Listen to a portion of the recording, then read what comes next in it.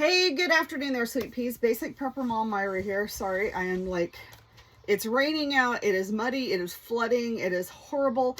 But I am in my shed trying to figure everything out and trying to get everything kind of situated because so I had to get most of my store stuff out of the area that it was in because we were getting a new piece of furniture, let's just say. And so I had to like throw everything out in the shed. So I'm going through stuff. Now, the stuff that was in that store was it was things that were meant to be for long term. Now, the very, very beginning of my preparedness type thing, and me starting, I wasn't very knowledgeable and I didn't really know what I was doing, obviously. So I'm going through some of the stuff that I had put in Mylar bags with oxygen absorbers, thinking that I was doing the right thing. Everything was great. Well, I just so happen to, as I'm moving through stuff, I started feeling these, and I have fruits and veggies in here. And I went, they're kind of squishy and soft. They're not crispy, so that tells me there's a problem. So I end up opening a lot of these bags. And unfortunately, they're all bad. Moisture, that I didn't get the moisture completely out of them. And at the time, like I said, I was brand new, didn't realize what I was doing, had no clue. And I just dehydrated the apples, the bananas, the strawberries, and the tomatoes, and the squash. Well, when you dehydrate them, it doesn't necessarily pull out,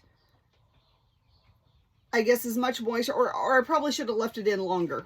Maybe that was the key. But they seemed pretty dry when I did that, but they all had seeds. And as we all know, seeds really hold moisture. So I don't know if dehydrating them would have really done anything for long-term storage. Typically something like that, you really want to freeze dry, and freeze dry extra long to make sure that you're sucking all that moisture out of the seeds. Well, I didn't do that. So I ended up with, so these are my apples. They're floppy, soggy apples. These were actually dated April 18th of 2020. So almost exactly 3 years ago that these have been in here. So they weren't, I want to say, horrible. They weren't like, I wouldn't eat them, but I did feed them to the pigs because it's fine. Hold on, I put my glasses on, and it is raining, and I've been out in the rain, so, these are my bananas. I don't know if you can see those. Oh, don't those look appetizing? Yes, those are what's left in here. Like I said, I fed these to the pig. And I have mushrooms. I only have 2 packages of mushrooms that I did because I'm not, you know, we're not, I like mushrooms, but really nobody else in my family likes them. And I don't know if I trust them. These are actually fairly, like, they're a little soft, so I'm not sure if I trust them or not, but it is what it is. These are 3 years. All I did with these was put them in the dehydrator, and then I put them in the Mylar bags. I sealed them up. I put an oxygen absorber in there as well. So definitely a hard lesson, I guess, to learn. But thankfully I did not do at the very beginning, because I really didn't know what I was doing. So I did not do, oh, this is my kiwi. I did kiwi thinking I'd be all that in a bag of chips. Yeah, that's my kiwi. And it's all floppy and soft. Doesn't that look appetizing? Ooh. Anyway, brown kiwi, brown soggy kiwi, because, you know. So I fed them to the pigs, all except for the mushrooms. But I did feed them to the pigs because I definitely didn't want to feel like I was wasting anything, which is kind of nice because I don't have to feed the pig tonight because she has quite the variety of yellow squash and tomatoes and strawberries and bananas and apples. So she is absolutely, literally in hog heaven right now. But I have a lot of stuff in these Mylar bags with oxygen absorbers. I've got rice, salt, flour, sugar, beans. I have a ton of different kinds of flour. Now, I need to go back through because all of this was bagged about the same time. So about 3 years ago is what all this has been in here. And since doing that, I have learned that flour does have a shelf life. Processed flour has a shelf life, and that it can go rancid. So my next thing is to go through my rice and my beans. To be honest, I'm not too concerned about them. But all of the flour and the salt, I'm not really concerned about either. But the flours, I am definitely concerned about.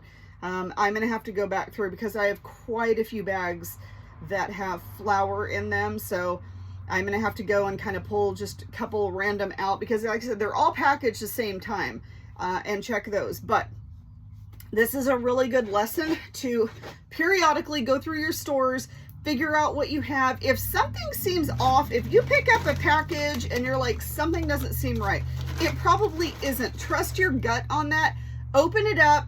Worst case scenario, oh yeah, it's good. Repackage it up and put it away. But if it's bad, you might as well figure it out now than when we are in a very big emergency and you need that 100%. So it's better to look through things now. I can probably guarantee that all of my flour is no good and I'm going to have to throw it out. Well, not throw it out. What I'll do is I'll actually put it in a bucket, put some water in it, probably put a little bit of pig feed mix in with it, and it'll just go to the pigs. So, you know, the pig and the chickens will kind of just get it scattered around and everybody will eat it. So it'll be fine. So I may leave that just for that purpose because there are a lot of things that you can do with the flour, even though it's not for human consumption. There are a lot of other things that you can do with it. And especially if you have pigs or you know somebody that has pigs, it would be perfectly fine for them. So not very nutritious for them by itself, but it is something that they could eat. So not sure what I'm going to do about that yet, but this is definitely a reminder. Oh, and by going through my stores, I actually found a couple of older cans of food that I didn't even know. I don't even know where they came from, to be quite honest. Didn't even know I had. Unfortunately, they were severely rusted on the can, and they kind of started having that kind of poochy look to them. So yeah, those got thrown out, or actually those got thrown to the pigs as well. So we try not to waste anything. I try not to throw away anything. If I have animals here, livestock that I can feed stuff to, then that's absolutely what I'm going to do. So but that's just kind of a thought. So go through your stores when you have a chance. It's raining outside. There's not a whole lot we can do outside. It is absolutely muddy and flooding, and just we actually have a break literally right now. The rain just stopped, so we have a bit of a break, but it's gotten super dark and it's going to start dumping again. We're supposed to get like 6 days of rain. I am so over the mud right now. Everyone is just buried in mud right now. Anyway, so take this opportunity when you can't get outside, if you have a lot of snow, if you have a lot of rain, to get indoors and do things. So get inside, check on your preps in your basement, in your shed, in your house, wherever your preps are.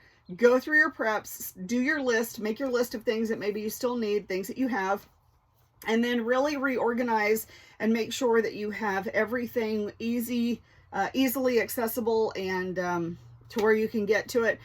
Things that are definitely no good, either get rid of them, feed them to other animals, give them to people who have livestock, whatever you need to do, put it in a compost pile, whatever you do, go ahead and go through your stores right now and figure it all out. All right.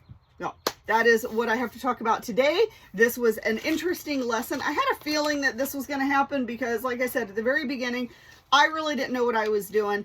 Didn't have anybody to mentor. I was just kind of going on by just kind of gut instinct and what I've seen out there. And I had a feeling that I wasn't doing things correctly, but I was like, oh, let's just pray and hope for the best. And I felt like I was doing something. So I guess that was a positive. Anyway, it led me to where I'm at right now. All right. Once again, if you have any questions or comments, please feel free to reach out. I hope you guys have a wonderful, amazing day. Stay dry, stay safe, stay warm, and make sure you got your preps up and running. Have a great day.